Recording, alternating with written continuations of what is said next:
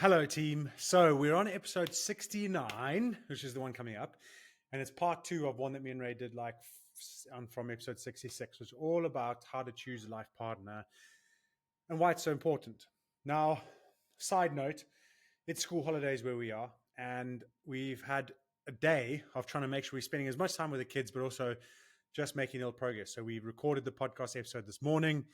And I've been editing on and off during the day. Not that it takes long, but I didn't press record. I didn't get the right mics to record. So in our new studio, wonderful studio, the microphones that were on our chest were not working. And so I've had to edit the sound a little bit. It does get better as the episode goes on. You just get used to the pitch. So I'm just going to be authentically acknowledging that. And secondly, I've just come up from the kids screaming and fighting with each other. And yeah, I just think it's part of the journey, isn't it? Like I was sitting about to record and then the youngest screams because the second youngest is smashed his tower over, and you go in there and I was like, it's just part of it. So I just wanted to recognize that you're still part of this journey where we're building it up. We're going to have mistakes. We're going to keep you guys in the loop with it all. But specifically with today's episode, I really hope you enjoy. There's four strategies that we kind of say we've discovered inadvertently by mistake or through whatever it is that me and Ray have gone through. We've been together since we're 18. So there are lots of different ways to look at how we come around things. It doesn't mean that everything's easy. It doesn't mean we do these all the time. But these are the things that we do discuss and we help. And we've really had to learn to discover about each other by hook or by crook. So I hope you do enjoy it, and then let me know what you think by the end of the episode, if this actually resonates with something that you didn't recognize already or you were in the process of recognizing, or if you have any tips and tricks of your own. Right, with no further ado, here is the fantastically edited episode that you have all been waiting for. All right, have a great day. Hi, welcome back to the Identity Human podcast with your hosts, Ray and Don. So, welcome back, everyone, and Ray, nice to have you back. I've had a couple of guest lectures, a guest episodes, and you did a couple of solo ones. It's been a while. Yeah, it has been. So it's good to have you back. And we're back in the studio, which I love being in. Didn't you film the other ones in the studio? No, obviously you've watched the ones and you've seen the reason why. I'm not. I haven't. No, so because they do the guests one online. Okay. I haven't quite gotten to the point where I'm comfortable setting up and interviewing people online here. So it's all, if you've got any suggestions and you're watching this, we're open to it. Or you can have people come in person. Yes. Because like Bob is local. Yeah, except I was on his podcast. Okay, anyway, we're getting sidetracked. We have a conversation on that today. So, what is today about? Well, we did an episode 66, I think it was, which is why choosing your partner is so important and what to look out for. Yeah, it's one of the most important decisions you'll make. It's probably the most important decision you'll make, because your partner can either make or break your life. So, we then had someone reach out and be like, "Yeah, that was amazing. This episode, I loved hearing you guys talk about it. I've got a couple of follow-on questions, and please could you do another episode on something similar? It'll really help." We love getting feedback and being able to answer questions. Yeah, because we don't have to guess what people want to hear. We're like, I know at least one person is going to be listening to this and be like, okay, here we go. So you've obviously heard a bit of back and forth. Yes. And do you want to summarize what you think it was about? Don't need to go. What's the question? Yeah. I understood the question and it was quite an emotive question for this person because it was a voice note, so we heard him talking. I understood the question as if you are you're dating, you're trying to, or not dating, doesn't matter actually, but you with someone and you're trying to decide, or you may be struggling with connecting with them because of what, based on the various bits we spoke about, like your personal development journey, etc. How do you know, the key question I took away from it, how do you know when to call it quits? How do you know when that person is going to be able to join you on your journey versus it's just time to call it quits? And for me, layered into that question, I saw the opportunity to discuss not just about calling it quits, but how you can maybe in your next relationship or in your current relationship, build in sort of, strategies or steps that are going to help you not get to that point that you need to feel that you need to call it quits. Yeah. Does that make sense? Yeah, of course. And I'm always going for this is us because we haven't called it quits. So I can't give advice on when you should call quits because we haven't called quits yet, right? So in my head, it's like the calling quits, if that's coming to my mind, it's like, okay, there's other ways to do this because, and then we've always had that conversation on the grass is always green on the other side. You can always make things work. It just depends on how hard are you willing to do it. What are you willing to accept within yourself and within the partner? And I think your mom actually gave some really good advice when we first started dating. She said, don't learn to love the person for the things you do like about them. Learn to love the person for the things you don't like about them. Because it's easy to love someone for the good things. Yes. And that's like that honeymoon period. Who gave you that advice? Your mom. Oh, mom. Okay. Yeah. I don't know what did she know something I didn't? She was like, listen. You have to deal with Ryan. You better learn to love. She gaslit me into doing it. No, and I think it's really good advice because we all fall for that honeymoon, the best picture that we see. And then you know, there's a saying that I really like. It says like, we're all horrible people to live with. And then it says, but even you. So if you're reading, it's like, oh, people are horrible to live with. Yeah, they are. And then it's like, the next bit is like, even you. And you're like, oh yeah, I must be pretty horrible to live with. So it is that if you can learn to firstly love someone for the things you don't like about them, immediately you're not holding any contempt. And then I think we're on a very similar train of thought with that because my thoughts are when this question came in, I thought to myself, well, should you be relying on your partner to be the person that goes like that is part of your personal inventory, that is part of having those very deep like conversations? And I think yes, you can find that in someone, but it doesn't have to be completely reliant on your partner. I think you can find it in other ways. It's like you can't expect your partner to be everything for you. They can't be your personal trainer. They can't be your psychologist. They could be one of those things, but they can't be your personal trainer, your psychologist, your best friend. They can't have every title. Yeah, it's too insular. So I think there's a fine balance of what's important to you, but I think kind of the road that we both going down is that like dancing, you have to learn to love someone for the things they can't, like they're negatives. And I suppose one of the things that Don and I have is that, and maybe it's worth us explaining this, is that Don loves to go deep. Don is like a deep, like explorer, thinker, like it describes it like a psychologist, philosopher, like you love exploring use a metaphor and fleshing out topics. Whereas I am more like a surface level, like let's just crack on and do it. And so I suppose where I'm saying you can't be everything for someone necessarily. And you're also saying that you love someone despite, you can't just love them for things that you enjoy about them. You also have to learn to love them for the things that you don't enjoy about them. And so we're both saying a similar thing, like you can't expect your partner to be everything. Yeah, and because I think you're setting someone up to fail. So there's two things. The metaphor that we could use is like, because the person that commented used to be like a rescue diver. Yes. And she was like, I like to go deep. Like, and it's a rescue diver analogies. You've got layers and you have to go deep, but some people can't go that deep. And it's really frustrating. And she said she would have conversations with someone and they would be like, oh, you're going deep. And she was like, we're only on the surface. your deep is my shallow. Yeah. And the funny thing is we've had conversations like that. Yeah, before. when the question came through, it was funny because we've explored this topic over the last couple of years around like I reach my point where if I was a diver, my ears are going to burst. You're like a snorkeler. I'm like the deep diver that's on. Yeah, I'm like a snorkeler, and I just cannot go deep. I don't have that gas tank on me to hold my breath and go deep. It's like Ray holds her breath. She's like, right, I'm going deep. You know, she goes. She's like, I don't get all the way back up there. Like the panic and the pressure starts to come in. Yeah, that's a perfect analogy. Like I've dove down. I'm going to take a big lung full. I'm going to go on this conversation with them. We're going to go deep. And then I'm just like, yeah, we're not even. Sure. Okay. And then you got to go up and get a breath and come back down. Yes. And then I'm like, hold your leg. Which is a perfect analogy because I have to okay, I've gone deep enough for today. My brain is frazzled. Can we revisit this in a few days' time? So I go up for my breath. No, that's how I grab the leg and pull you down. So you didn't start to panic because you're about to drown. And I'm like, what's you panicking about? It's nothing. Yeah, just take my aid, right? But yeah, it's a funny analogy. It is a funny analogy because it's like a perfect visual of genuinely how I start to feel the conversation because I just kind of like someone losing oxygen and they lose focus. My brain literally just goes, well, what? Like, where are we now? Like, I'm completely So the next layer to focus. this is, I put on this diving suit because I'm used to going deep, right? And the water takes time to warm up in it. Yeah. So as we get to the level that you start to panic, I get to, I'm like, oh, the water's finally getting warm. So I'm getting comfortable and you're getting uncomfortable. I'm like, and then you start to panic. I'm like, wait, what's going on?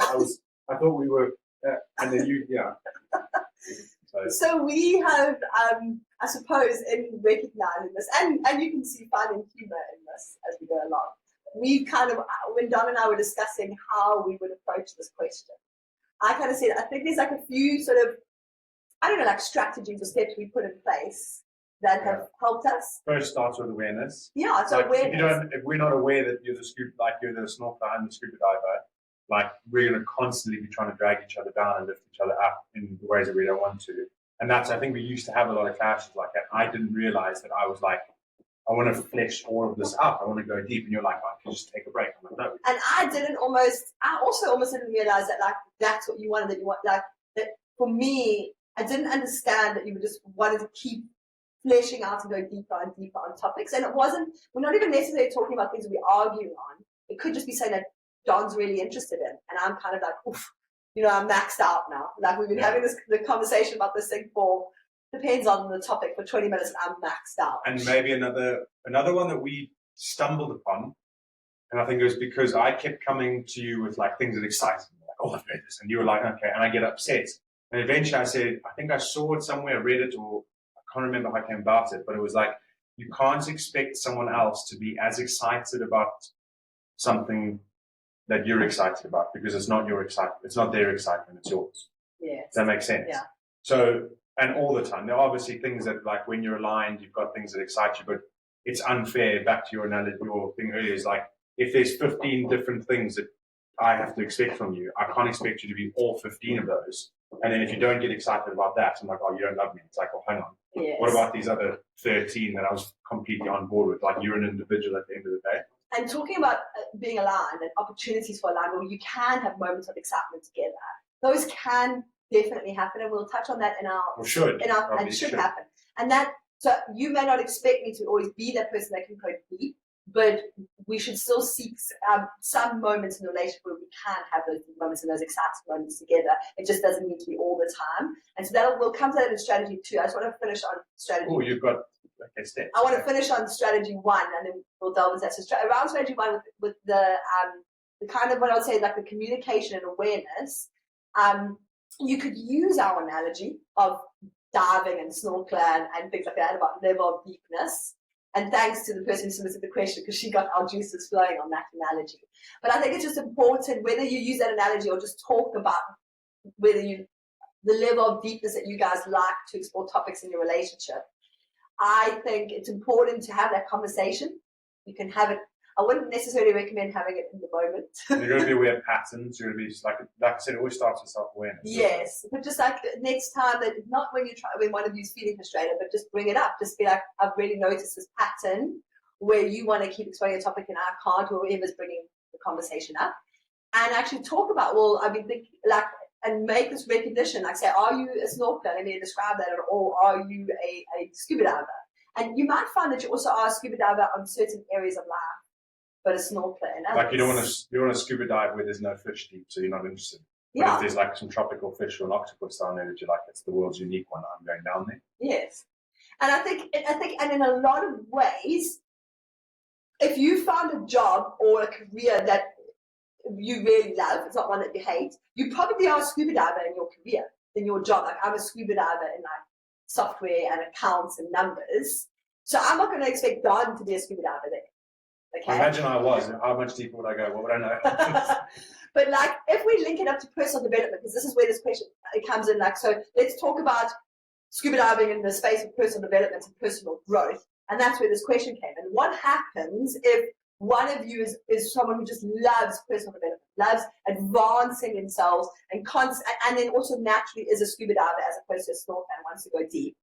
And so that then feeds onto strategy 2, which you kind of touched on. Like, what can we do in terms of like making sure that we can sometimes be aligned? What are your Like, yeah, I know we've discussed this before. I suppose we've spoken around like you have to do it at the right time, which so like I can't come to you in the middle of you working. Yes. And expecting you like when you're in focus and focus on something to then just give me your attention and go deep. So the timing is really important. Yeah, so I've got my strategy 2 and 3 mixed up. Yeah, so strategy 2 that we spoke about was like timing and almost like asking permission. Yeah, I mean it sounds a bit formal. I was thinking when you said that earlier, not I was permission. like, Permission is the wrong you don't word. want to set up this relationship with so many rules. It's more of having an understanding, and it's not permission, but it's like, is this a good time? That's not asking permission. That's checking in that are you busy or are you. It's almost like showing respect and love. That like, are you in the headspace to like have a cool chat about this? Because internal motivation is important. This is me going a bit deeper. And if you don't have the internal motivation to do it, you're not going to be fully committed to that conversation, and it's going to be frustrating.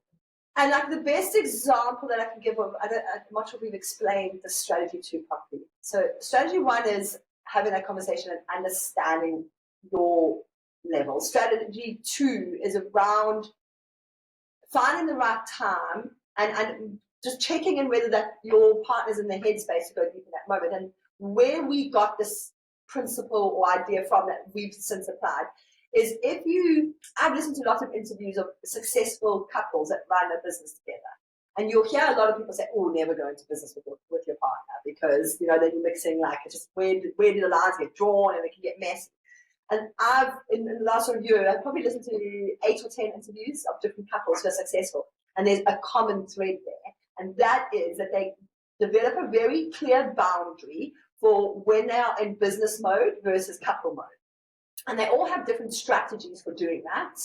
Some of them will have like set time of the day or, you know what I mean? The most common strategy that I've seen around that is literally just saying, someone will say, I want to talk about work now, like, is it okay? And then the couple who's being asked can be like, no, actually right now, I really just want to focus on you and the kids, cooking dinner, I don't want to talk about work. Or they can say, actually, yeah, let's have a work chat. But it's opening that up to say, are we in couple mode, like husband, wife, girlfriend, boyfriend, or are we going to have a business chat?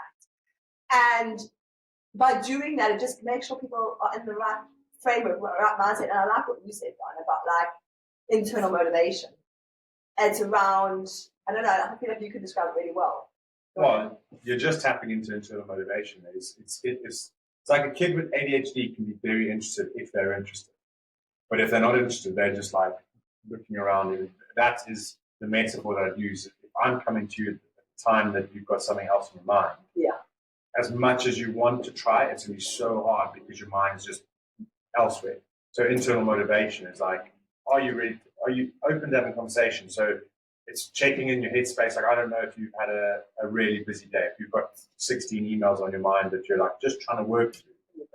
And then I'd come along and just be like, boom, look at this deep, like we're going to connect the world and there's this doc. And you're just like, I'm trying really hard to focus, but I've got stuff on my mind. Yeah. So that internal motivation is it's basically just a check-in. And for me, when I heard you say internal motivation, and also I like the idea that if someone says, I would love to like chat to you about this topic. I don't know, whatever, you'll find a way that you phrase the question to your couple, to your partner, sorry. And I like that I'm saying, yes, I'm ready. I'm not being dragged under. Like, it's like imagine I'm snorkeling on the surface and you like pull me under without my permission. And I'm like, whoa, I was surface snorkeling. Whereas if someone asks me, I'm like, okay, cool, yes, I'm going to come on this journey with you. And it feels like more permissive, like as opposed to just being dragged along. Yeah. What I'm trying to think of like how because we do this now naturally. Like when it comes to other business or Don wanting to have, because I'm clearly in this conversation with myself, and Don's the louder. So when it comes to Don wanting to have a chat about something, and what phrase or how do we normally start the conversation to kind of engage? I think what normally happens is you'll present, oh, I saw this really exciting thing. And then I'll pick up your... and I'll go, oh, sorry, wrong time. Yeah. No, and then sometimes you'll say, oh, do you have time to chat about it? And I'll be like, I think that's kind of what you say. Do you have time to chat about it? I'm like, yeah. Or, no, actually, I'm just really busy. I've got so much going on. So I'm going to this and book this in with the kids and cook this meal and plan this. Yeah. And then you're like, okay, cool, let's chat about it later. Yeah, and I think it does take a level of, if you think about personalities, too. Like we do have things that we're opposite on, and like you like to get quite driven, and when you're in flow, leaving you in that flow is way better for you because on the other side of it, you come out way more present and available. Yes. I know it sounds like not in a negative way. So I've had to learn that, like, because I want to talk about it now, that doesn't give me the right to stop you from doing what you were doing. So again, it's like respecting your boundaries and not thinking that my things are way more important than anything else you've got going on. Yeah. So I think sometimes we don't realize how we put all of us onto someone else and get upset because they're not ready to like take it. Now it's, and in our life, and it's very specific to our kind of lifestyle that we live. Like with 4 young kids. 4 young kids, you've got your own businesses, I got my own businesses. Like both of us are trying to make things happen and also trying to keep harmony and work on our relationship. And work on a relationship. So we're not, the pillars of prosperity, the 5 pillars of prosperity, or whatever. It's like family is important, relationships are important, so is money. And because you could have a really happy family, be really healthy, and have no money, and you're not going to say that you're prosperous. So what are the 5 pillars? I'm not going to rattle them off here. No, I'm not going to rattle them off. There would be like social, family, health, relationships. So then is it wealth? Wealth. Yeah. It's social, family, health, wealth. Wealth. And that would be 4. And then I can't remember all that stuff. Pillars aren't important because you're not, like, I had this conversation with someone yesterday. They're like, it was wrong. But you have like a 4-pillar framework. Like, not really, because in the moment, you're not going to remember my 4 pillars. They've got to be intrinsic. So I don't rattle them off like mirror. I would just know them. Like, if you say to me, how's life? I say, it's going really well, but I'm not, in terms of all of my life of prosperous, there'd be an area that I go, that's not quite there. So, okay, so in order for you to feel like you're being prosperous, all those things that are important to you, whether it is just those 4, they have to be in a good space. Otherwise, you're not going to feel like you're making progress. Yeah. 3rd step. So the 3rd strategy I would say is you've got this deep person. Yeah. You've got this shallow person. We've said you've firstly strategy 1 or step 1, you've recognized that you are the deep or the shallow person. Boundaries and structures, yeah. Step 2 is the boundaries and structures and finding out opportunities.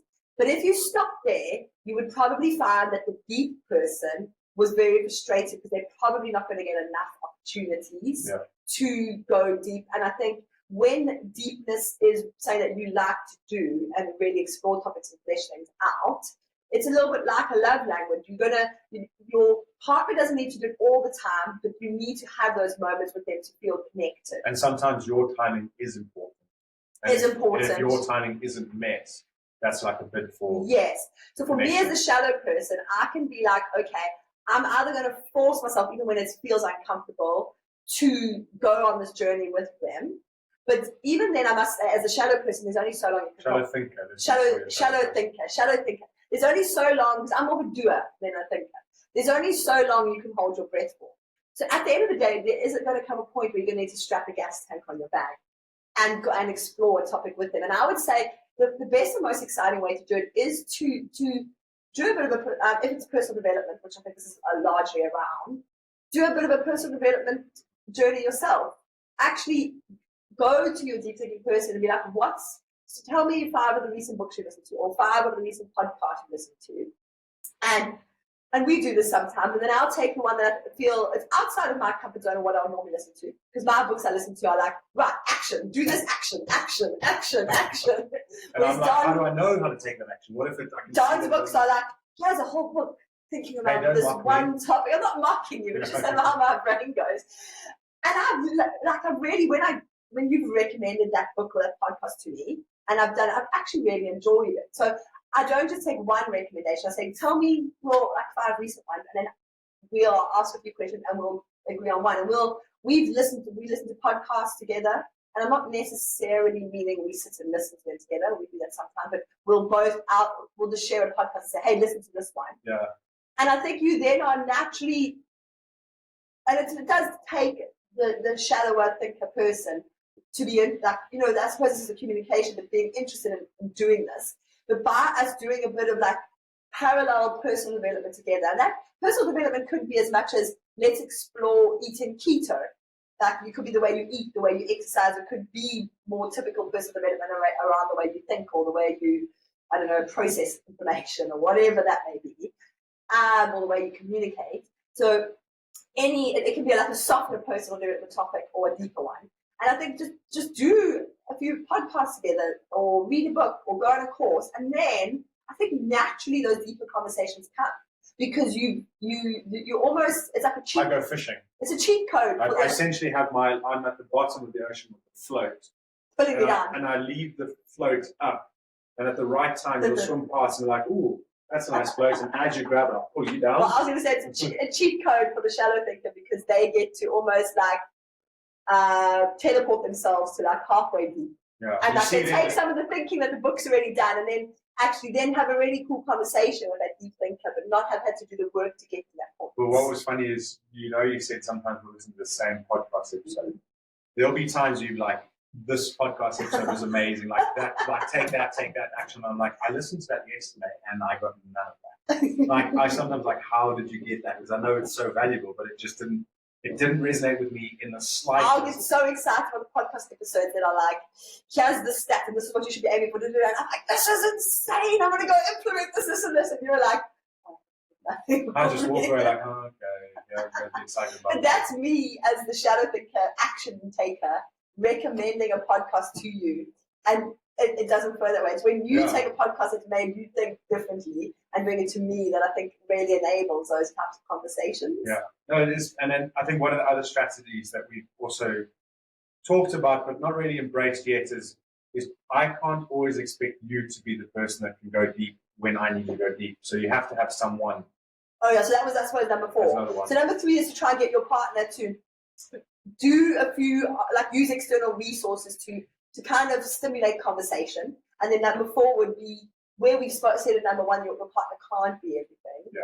To recognize as the deep thinker that you need to look for that in friends. You have a friend, a social group, a community.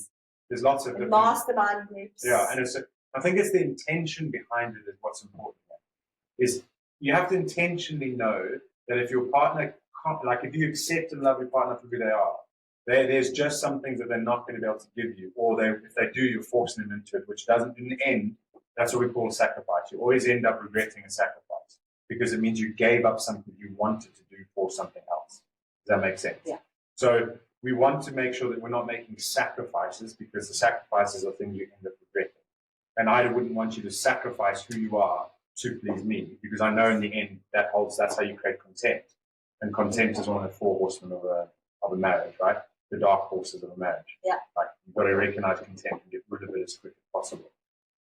So it is about finding your fellow scuba divers, your fellow like rescue divers, and just know that when you need to have a conversation, they'll be there. They don't want to have conversations every single day, but if you need it, you intentionally go to them if you know that it just has to happen now.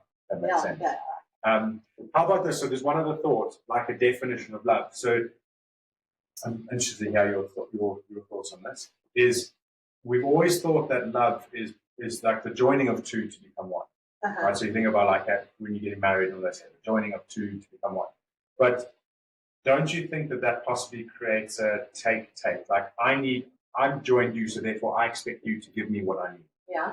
And that's really unfair, right? Because you don't know what I need, but I only know what I need. I need to communicate that. Could we not define love as it's being so good on knowing who you are that I don't need anything from you, and therefore I can give whatever you need. And if you do the same thing, we're constantly giving to each other, that creates far better harmony because we're so good with what we are and what we need from wherever we like. I'm in such a great space that when I'm with you, I'm just thinking, how do I give you love? How do I give you your love language? How do I give you what you need? And I don't expect anything back. Because I think that's where we get lost sometimes is we go, well, I'm not okay, therefore I need you to make me okay. Yes. And can you not see that you're not making me okay? So therefore I'm going to blame you and shout at you and I thought you loved me. But it's a skewed version of love. Like if you really love someone, we always say this, like work on yourself. So that when you are around the person you love, you're not there going, oh, I need them to cuddle me. I need them to tell me that I'm important to them. I need them to tell me that they love me so that my insecurities feel better. Is you go and work on yourself so much that anything I have with who I am, I can give to you in like a golden light and not give to you like and put my burdens or whatever it is on you. 100%. And I think we've learned that. I think even in Or like, learning that. learning that. But I think we even in like I wouldn't say 2024, but like last year, we definitely noticed a pattern where I was, despite having everything amazing, I was very like, I had this like anger inside of me. And I was just day to day, I was happy, but I was unhappy. And you would spend a lot of your time, you would just be, I'm doing everything to make you happy. And you were frustrated because you were like, I'm just constantly, everything I do to make you happy. And I feel, and you would say to me, I feel like I'm failing because you're just unhappy. And I was just like, well, I'm just angry inside. I would say it was anger more than unhappiness. And I don't know why.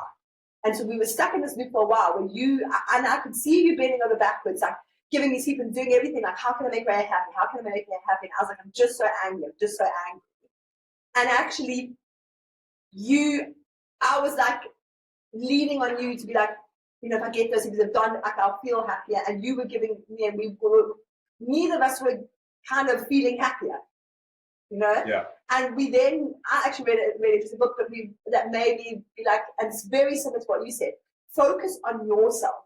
Like what's on, and the book very much about like what's on your paper in terms of like if you were writing an exam paper. We were sitting each other as husband and wife, we're both writing our exam papers are life. Don shouldn't be trying to put stuff on my exam paper. I shouldn't be worrying about what's on his exam paper. Just answer your own freaking exam paper and focus on yourself.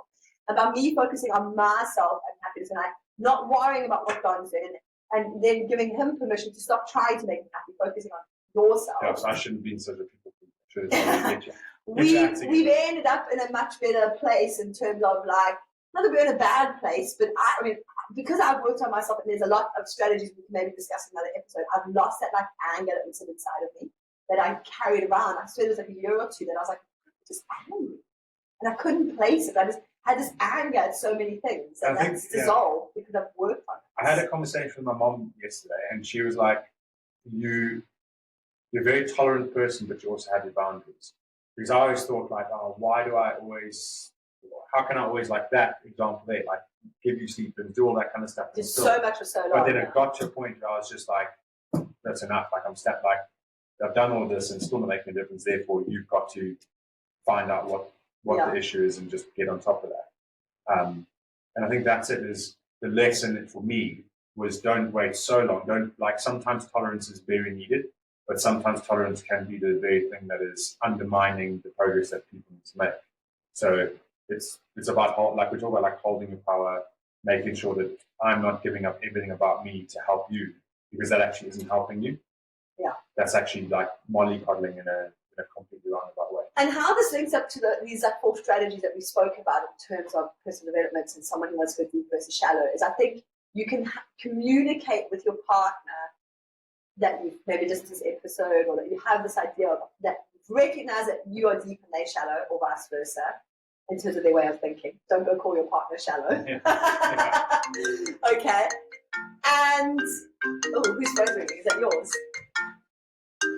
We won't edit this out. Okay, so that was ringing. So don't go call your partner shallow. But I think what you could do is you could explain to them that you maybe heard this idea, you've recognized this pattern, you've heard this idea, you communicate it to them. But then it's on them. It's not on you to make sure it gets implemented, to drag them along this journey. You explain to them what you think might be a fix, that you value the relationship, this is what you see working. And then it's still coming back to, you've made a suggestion, you've kind of, it's about being vulnerable, putting out, showing that vulnerability, showing that this is what you would love to happen, it would mean the world to you without expectation. Because you're giving that person the freedom to then decide. So you're going to show vulnerability, put the suggestion without expectation. You're not telling them what to do. And then you go back to focusing on yourself. And if things are meant to work out, if that person truly loves and cares about you, they will then come on the journey. So the word I think that should sum it up is acceptance. Acceptance of self and who you are and how you are. And acceptance of others and who they are and how they are. Because when you accept who they are and how they are, you find the best in them. And you then see that. You're like, oh, okay, so I do know that you're an action taker. So I'm going to come to you if I'm not taking action. I'm not going to resent you because you say, I just need to go and take action. If that makes sense. And what's the fine line between acceptance and compensating? So how do we make sure that someone is in a relationship where they constantly they're compensating and they think they're just accepting the person? So yeah, it's a great question. It's like you got some insight there. No, I was thinking of someone because you and I genuinely love each other, and there's no like toxicness in our relationship. But if you're trying to explore a new relationship and you're like trying to find that life partner, I don't want someone to listen to this episode and then do extreme acceptance, find themselves 5 years down the line and realize they compromise and they're actually really unhappy because they're not living the life they want to live. Yeah. I don't think we would do that to each other. But then you haven't come to the acceptance bit. Like the acceptance bit is like I accept and love who I am and how I am, and that means I don't get triggered by the things that you do too. But if I get triggered, it means that there's no acceptance. There's somewhere in that triggerness or activating is a lack of acceptance.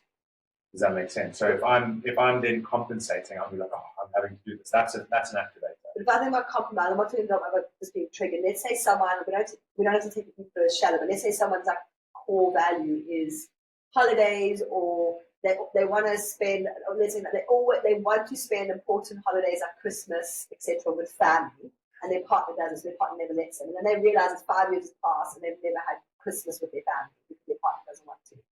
That would be that's a core value that I think you have to align on core values. Okay. So because why does that person not want to spend time with family? And if it's something they're not going to want to do in the future, then your compensating for that isn't going to end well. But that's what I'm saying. So if we go back to what I said about like you explain to someone these 4 strategies or steps, and you say it would be great, but I would love it if at some point, like if you would be interested if I recommended podcasts or books to you. But then what happens and then you just have to accept whatever they decide. Yeah. But what happens if 5 years have passed and they've never come and asked you about a podcast? See, that's not. I wouldn't put that as a core value. Okay. Does that make sense? So because I'm just going back to the original person's question of when to call it quits. Okay, here we go. Yes. You didn't do cold showers. You're like, I'll never do it. Mm-hmm. And I accepted it, right? Yeah. But I just did mine. And eventually it was inspirational enough or interesting enough for you to go, okay, I'm going to try it. So actually what you've got to realize is if I'm asking you to do a podcast or read a book and you're not doing it in 5 years, you still haven't done it. That's not on you. That's on me for lacking the ability to show how much difference it's made for me in what I'm doing to make you go, actually, yeah, that's something. Yeah. That's something to try. So I don't think it's a deal breaker, because if you don't take time to read an audiobook or a podcast, is that because life is going well for you, or if it's because you're struggling, that's different. But it's not like you spend every day saying, "Wow, I'm getting a cold shower." Yeah. You never once said that to me. It's just not mentioned it, passing once or twice, but it was like a year and a half of you just doing it. Yeah, and it's because put it this, I think the context that's maybe missing in your original question is why am I recommending a podcast or audiobook? But it's going back to that original conversation you had with your partner, saying that it would help. That would be amazing if we could explore some of these topics together, and I can recommend some really interesting ones to you. Yeah. And so the reason that recommendation is happening is so that you can then satisfy your need to sometimes have a conversation. There's the next layer then is what is the reason you're not willing to be interested in what I'm interested in? And then the potential answers, because I think what you are interested in is a lot of fluff. Then it comes down to a lack of acceptance. So your partner's not accepting you? Yeah, your partner. Oh, okay. Your partner's judging how you are at a deeper level. Okay. So that they actually would go, like if that partner was analytical and you were saying, can you read this book that's all about manifestation? Mm-hmm. And they were a lawyer and they were like, it's complete nonsense, that's why I'm not doing it. They actually are not accepting a core part of your approach in life. So they should be willing. So they should be willing to be more open to it. If they're not, then that's great. But 5 years down the line, that's contempt because they're still not loving the things about you that they don't love. Yes. And that, I don't think that ever ended. And it's just important for the person who needs the deepness to just openly, I say, and vulnerably communicate that, but not try and force the person. Yeah. So in that example, it's like I've asked you to read a manifesting book, and you're the lawyer, and you've gone, that's a load of nonsense. So listen. I understand that you don't agree with it. Yeah. This is a big part of who I am, and I want to explore it. And if you're not willing to understand that, eventually, I know where this leads. So when you talked about like, that's quite harsh. Well, no, but it is. So if you know yourself well. Like, this is a big part of who I am. Is there another, like, can I show you a few other things that I'm looking at the moment, and maybe one of those will interest you? Yeah, and but so yes, all of those. So I was being really to the point. But actually, we talk about not compensating, but accepting. So actually, part of not compensating is knowing your boundaries and knowing what your standards are. Yeah. If you don't like my standards, are you really the person for me? Yeah.